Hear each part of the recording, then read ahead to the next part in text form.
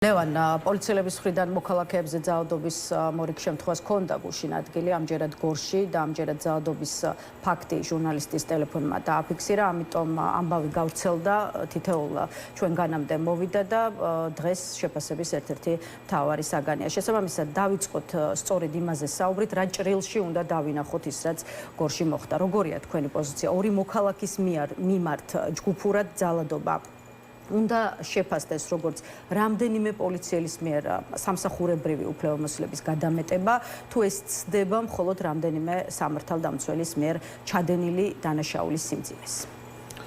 მოგესალმებით, ეს არის სისტემური დანაშაული და ამ ყველაფერს აქვს მიზანშედეგობრივი კავშირი. მაშინ, როდესაც ასობით მოქალაქე მთელი სოფლიოს დასანახად, იმიტომ რომ იმ დღეების და კვირების განმავლობაში რუსთაველის გამზირს ნამდვილად სოფლიო აშუქებდა.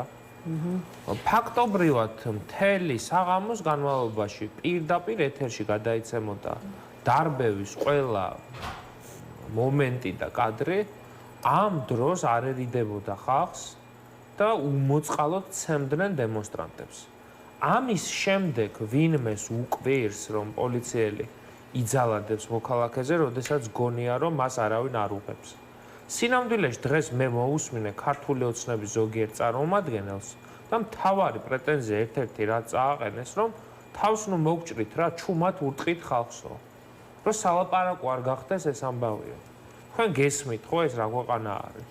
რა სახელმწიფო აქვს ივანიშვილს ახლა ჩამოყალიბებული. სადაც პრობლემა ის კი არ არის, რომ მოქალაქეს პოლიციელის ცემს. პრობლემა ყოფილა, რომ ჩუმად რატო არ ურტყავ კაცო? როგორი იდიოტი უნდა იყო, რომ ახლა ჟურნალისტმა მოახერხო შენი გადაღება. პრეტენზია ესაა.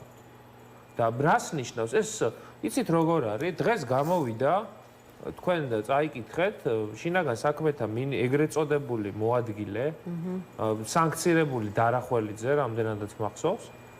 და თქვა რომ კაცო, იქო ქვაის როლაო რაღაცა, ანუ როგორ მოყვა, იცი რომ ჩხუბია რა, უბნური გარჩევაა რა. ბიჭებმა ერთმანეთს ხელი მოუქნიეს. გაიხადონ რა ის ფორმა მაშინ.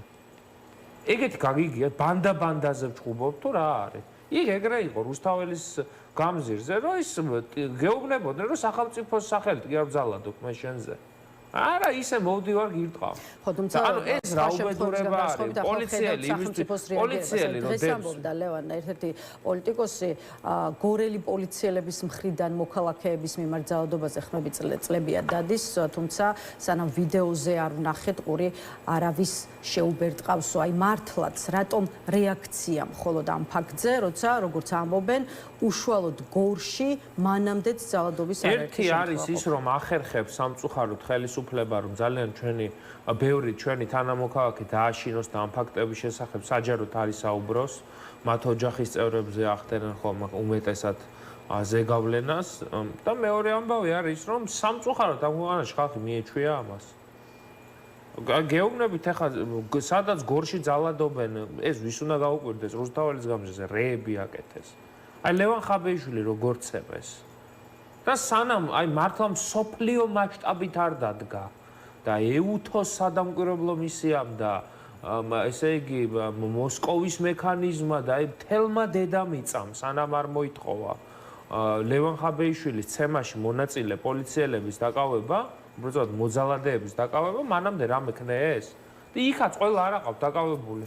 ყალბია თქვენი პათეტიკაო, ასე პასუხობს შალო პაპუაშვილი ოპონენტებს და შეგახსენებთ, რომ სახელმწიფოს ამ შემთხვევაში 6 ადამიანი ყავს დაკავებული და მართლაც პროკურატურამ გუშინ დაიწყო გამოძიება, დღეს დილით კი 6 სამართალდამცავის დაკავების შესახებ გახდა ცნობილი. აქვს თუ არა სახელმწიფოს ყოველ შემთხვევაში ამ კონკრეტულ შემთხვევაზე ის რეაგირება, რაც უნდა გქონდეს, თუ მხოლოდ პოლიციელების დაკავებაც არ მიგაჩნიათ საკმარისად, ვინაიდან და რადგანაც სისტემურ ასე ვთქვათ, პრობლემაზე და დანაშაულზე. ერთი ხელისუფლება არ გმობს მათ ქმედებას, მეორე არ არიან დაკავებული, უბრალოდ პოლიტიკური პასუხისმგებლობაზე, მეტად სამსახურეობრივი პასუხისმგებლობა არ დამდგარა იმ ხალხის, ვინც არიან უშუალო ზედამხედველები ამ პირების. პოლიციის უფროსი, შინაგან საქმეთა მინისტრის მოადგილე, ასე შემდეგ. ბოდიში რა, მაგრამ ეს ესეა. ამ ქვეყანაში პასუხისმგებლობა რა თქმა უნდა დადგეს როგორც სისხლის სამართლებრივი თვალსაზრისით იმ ადამიანების, ვინც უშუალოდ ჩაიდინა ქმედება და ხა მე იურისტი ვარ და ხა ვიცი ხა ეს რანაირად მუშაობს და ადამიანი რომელიც იქ არ ყოფილა ან ბრძანება არ გაუწია, იმას ახლა სისხლის სამართლებრივი წესით ვერ დასჭი, მაგრამ სხვა სახის პასუხისმგებლობის აღება შეუძლია ხელმძღვანელობას და მათ შორის უშუალო ზედამხედველი ვინც არის, მინიმუმ განთავისუფლებული უნდა იყოს. საზოგადოებრივ რეაქციას დაელოდნენ როგორი იქნებოდა და რომ ნახეს რომ ხალხი გამწარდა ისედაც ხელისუფლება რომელიც ნეგატივზე იგროვებს ახლა მიფიქრეს და სიბრძნე მოიგონეს რომ მოდი ცოტა ხანი დავიჭიროთ აგერ თქვენ თუ ხელისუფლება შეინარჩუნეს რაღაც პერიოდის განმავლობაში ყველას გამოუშვებენ იმიტომ რომ ნახეთ როგორ გამოყავთ რომ კარა კაცო იქ ქვა ესროლა და მიტო და ეს და ბიჭებმა ერთმანეთში ეს პოლიციელები არიან თუ უბნის ბიჭები არიან და ძველი ბიჭები არიან. უნდა ჩამოყალიბდეს. მუნდირს რო იცვა, იქ უკვე მარტო შენ თავს აღარ ეკუთვნი. ეს სახელმწიფო უნდა წარმოადგინო და არა შენი სახელი და გვარი, ეს ესეა. ამას თმობ. და ეხლა როდესაც ხალხი ეგეთ რაღაცას გიყვება, რომ აი ხო ფაქტობრივად ამბობენ, რომ საცემი იყო. მაგრამ ცუდია, რომ მოახერხეს და გადაიღეს. აი ქართულ ოცნებას რომ მოусმინე, მე ეს დასკვა გამოვიტანე. შალვა პაპუაშვილმა როდიდან დაიწყო ისა რა ქვია ეს მორალური პედესტალიდან საუბარი.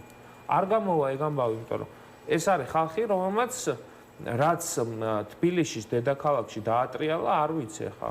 მართლა უფლის ნებით მოხდა ის, რომ საბედნიეროდ ფატალურად არ დამთავრდა რუსთაველის გამზირზე ის სისხლიანი ღამეები, რომელიც მათ მოაწყვეს. სხვა შორის მორალი რადგან ახსენეთ, მორალური უფლება არც ნაციონალურ მოძრაობას არ აქვს ძალადობაზე ისაუბროსო.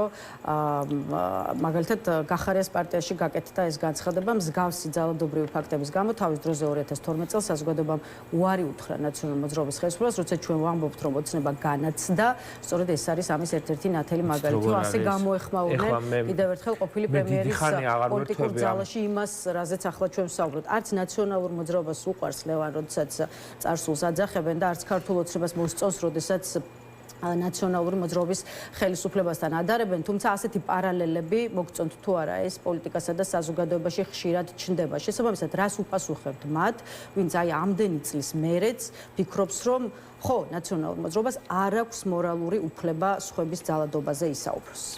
პირველი დავიწყოთ იმით, რომ ხა იშვიათად ეს ბოლო პერიოდია მაინც ვერიდები ამ რაღაცა ოპოზიციურ წარმონაქმნებთან დაპირისპირებას, მაგრამ მეზარება Google-ის გამოყენება, თორემ გახარიას პარტიის არაერთი წარმომადგენელი მუშაობდა პროკურატურაში და ძალოვან უწყებებში. ხო აწუხებდათ ეს საკითხი, კაცო, ამოეღოთ ხმა. რატო ემსახურებოდნენ მაშინ იმ ხელისუფლებას?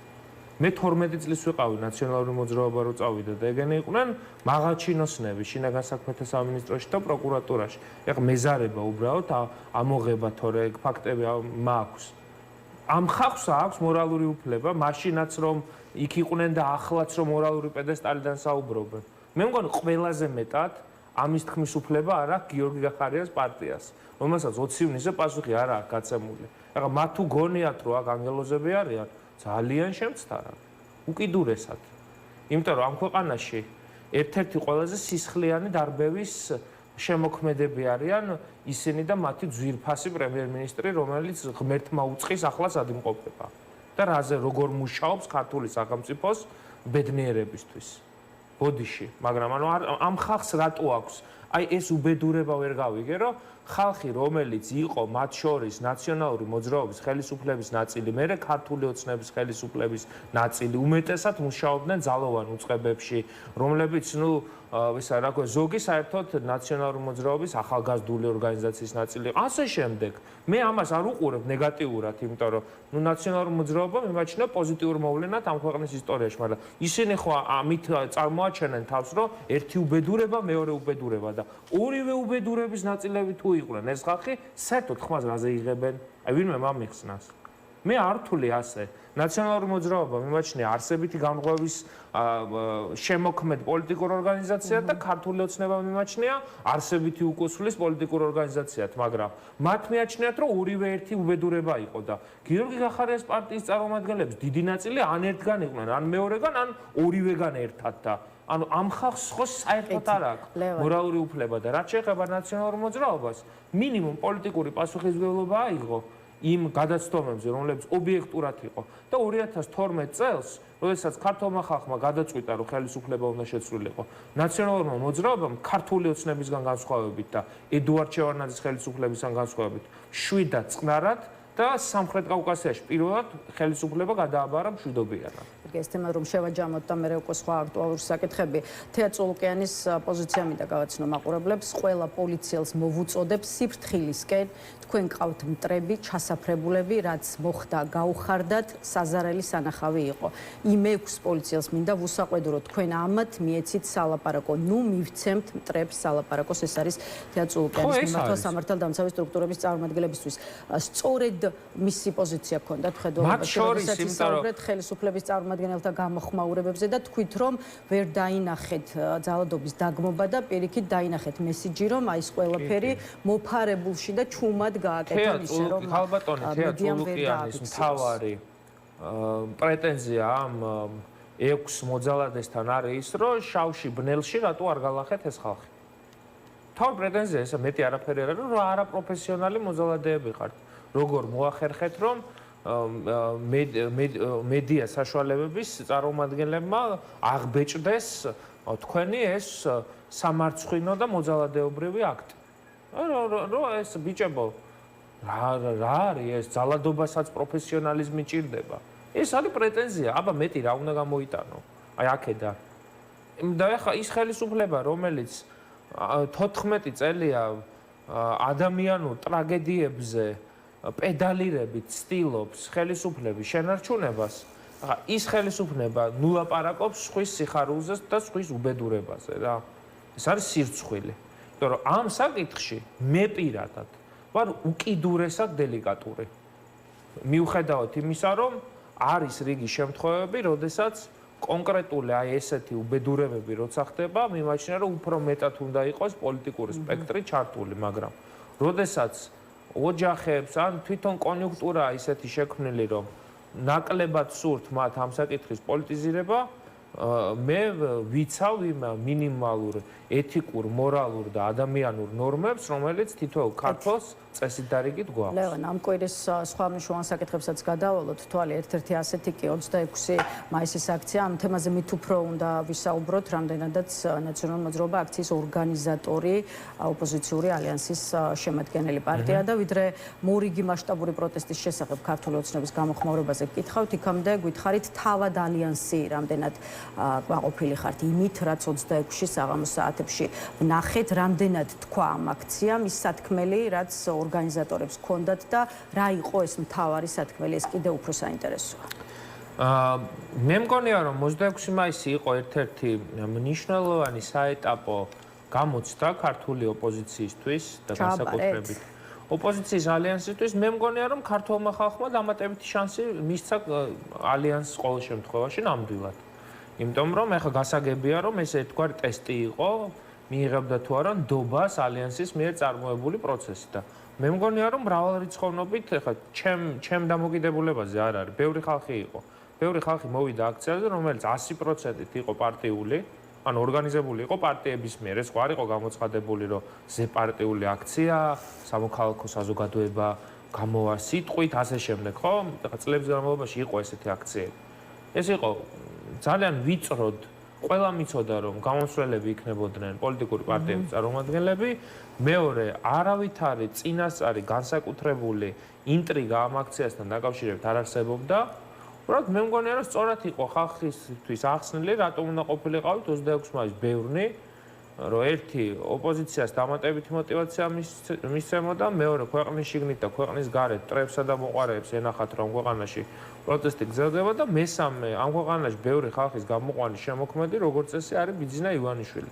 ისეთი სისულელეები აკეთეთ მათ დღის განმავლობაში, საკუთარ სიტყვის გამოსვლებში, აი ამ ეს იმედის სამარცხვინო კარტი, რომელიც მერაბ კოსტაუს და ზვიად გამსახურდიას აყენებს ბიძინა ივანიშვილის გვერდით, საზოგადოებაში დამატებითი ბრაზის მუხტით წარმოქმნა, რამაც ხელი შეუწყო იმას, რომ 26 მაისის აქციაზე იყო ძალიან ბევრი ჩვენი თანამოქალაქე ქუჩაში გამოსული, ამავე დროს ძალიან მწვავე აღქმა არის საზოგადოებაში ჩემი აზრით უშუალოდ ამ დღის სიმბოლიზმთან მიმართებაშიც, რომ ეს ქვეყანა თავისუფლებას კარგავს, რომ დამოუკიდებლობა საფრთხეშია, უფრო მეტი თვლის, რომ ფუნქცია უკვე დაკარგული გვაქვს, როგორც სახელმწიფოს, როგორც სამხრეთ კავკასიის მედროშეს, როგორც ენერგომატარებლების მთავარგამტარს, როგორც სახელმწიფოს, რომელსაც მინიმუმ ერთი ღრმაწვდომიანი პორტი უნდა კონდეს და ბევრად უფრო ძლიერი ეკონომიკა, ანუ ის მნიშვნელოვანი ფუნქცია, რომელიც წლების განმავლობაში საქართველოს ჰქონდა შეძენილი, სამწუხაროდ გადადის ჩვენ მეზობელ სახელმწიფოებში, სომხეთსა და აზერბაიჯანში.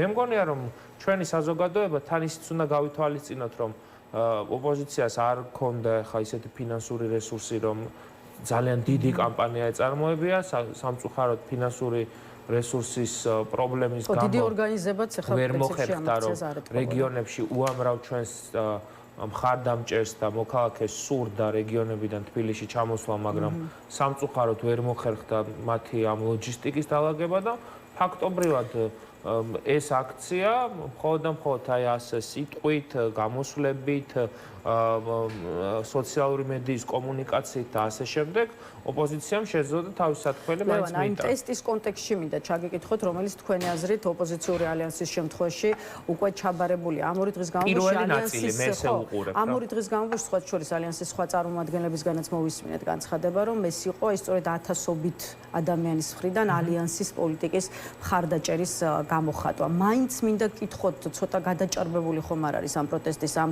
ჭრილში დანახვა. მაგალითად, ჩემს ირგვლივ არიან ადამიანები, რომლებიც რუსთაველის გამზირზე გავიდნენ იმისთვის, რომ თქვათ საკუთარი უკმაყოფილება დაეფიქსირებინათ ქართული ოცნების შიდა თუ საგარეო პოლიტიკასთან მიმართებაში, მაგრამ ისინი არ არიან ალიანსის მხარდამჭერების. შესაბამისად, მაინც ხმამაღალი ხომ არ არის იმაზე საუბარი, რომ აი ადამიანები, ვინც 26 მაისის აქციაზე გავიდა, იმიტომ რომ ხარს უჭერს ოპოზიციურ ალიანსს. მე ესე არ მithქვამს, უბრალოდ მე მგონია, რომ გადაილახა კომპლექსი, რომელსაც ერქვა პოლიტიკოსები არ გვინდა, არ დაგვანახოთ, მათ თავისი დრო ამოწურეს. ეს ხო მოგისმენიათ ამ სტუდიაში არაერთი ჩვენი რაღაცა პარტნიორისგან თუ სამოქალაქო ორგანიზაციის წარმომადგენლისგან.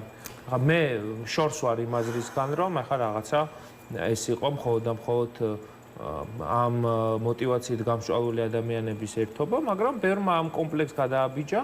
მაგრამ მე ჩამონათვალი ზუსტად ესე გამსაზღვრე, რომ ერთი არის, რომ პარტიების მხარდამჭერები, ივანიშვილის პოლიტიკის მოწინააღმდეგენი და ზოგადად 26 მაისის როგორც ამ დღის მნიშვნელობის მატარებელი ადამიანების თავყრილობა იყო, მაგრამ ფაქტია, რომ ოფიციალური მასპინძელი და ორგანიზატორი მაინც იყვნენ პოლიტიკური პარტიები და ის ადამიანებიც კი, რომლებიც შეიძლება ზოგიერთი ანტაგონისტურად იყოს განწყობილი ახლაც ამ პოლიტიკური პარტიების მიმართ, წინა წლებისგან განსხვავებით ეს ბარიერი დაძლეულია, რომ მათ დაძახილზე ან მათ მიერ ორგანიზებულ აქციაზე არ მიდიოდა ხოლმე ეს ხალხი, მაგრამ მგონია, რომ ივანიშვილი იმდენად ბევრ სიბრიყვეს ჩადის და იმდენად სხვა მასშტაბზე გადავიდა სამშობლოს ღალატი, რომელსაც ქართული ოცნება ჩადის, რომ ადამიანებს სამნაბიჯის გადადგმაში ხელს უწყობს. ჯამში გამოიწვიეთ შიში ქართულ ოცნებაში, როგორ ფიქრობთ, იმიტომ რომ თუ 26 მაისის აქციის შესახება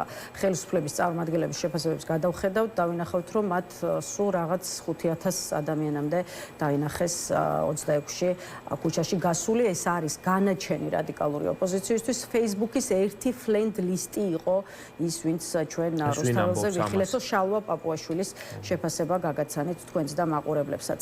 ხედავთ თუ არა შიშს ქართული ოცნების თვალებში და მეორე მხრივ რა არგუმენტებით გააბათილებდით თქვათ ხელისუფლების მესიჯბოს იმის თაობაზე, რომ ფაქტი არის შემდეგი ოპოზიციის მხარდამჭერები აქციიდან აქციამდე ცოტავდებიან. ნუ ახლა ბოლო ნაწილით დავიწყებ.